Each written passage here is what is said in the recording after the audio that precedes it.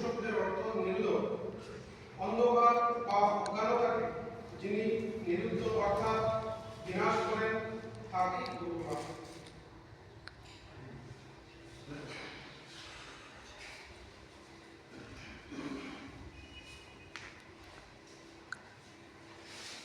অমৃত বচন। পরম পূজনীয় ডাক্তারজি বলেছেন, সম্ভব কোনো ব্যক্তি বিশেষকে গুরুর স্থানে না রাখিয়া পরম পবিত্র ভগবত রসকেই গুরু হিসাবে গ্রহণ করিয়াছে। ইহার কারণ ব্যক্তি যতই মহান হোক, সে কখনো পূর্ণ ও অপরিবর্তিত হইতে পারে না। অতএব ব্যক্তি বিশেষকে গুরু হিসাবে স্বীকার না করিয়া আমরা সেই জৈষ্ণু ও প্রভাবশালী ভগবত রসকে স্বীকার করিয়াছি, যাহার মধ্যে আমাদের ইতিহাস, পরম্পরা এবং রাষ্ট্রের জন্য স্বার্থ ত্যাগের কথা এবং রাষ্ট্রীয়ত্বের সমস্ত মূল কথার সমন্বয় হইয়াছে। এই ভগবত রস হইতে আমরা যে উৎসাহ পাই, তাহা কোনো মানুষের নিকট হইতে প্রাপ্ত উৎসাহ হইতে অনেকাংশে শ্রেষ্ঠ।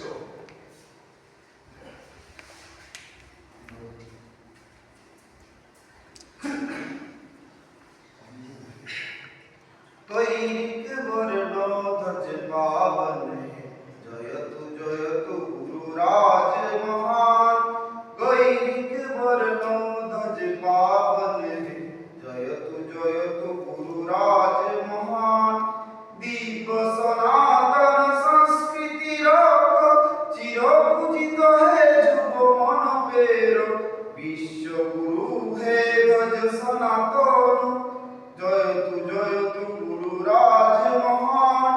পরম পবিত্র গুরু অধিকারী কোটি কোটি হিন্দু জন মহারণ ধারী। ত্যাগ তপস্যার প্রতীক বিশাল জয়তু জয়তু গুরু রাজ মহান।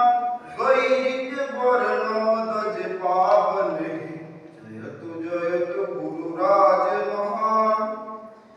জয়তু জয়তু গুরু রাজ মহান। তোমার মূর্তি লয়ে হয় শুভকারী, বেরিয়েছে হিন্দু যুব মনোহারী। জয়তু জয়তু গুরু রাজ মহান। গৈরিক বর্ণ ধ্বজ পাবন জয়তু জয়তু গুরু রাজ মহান।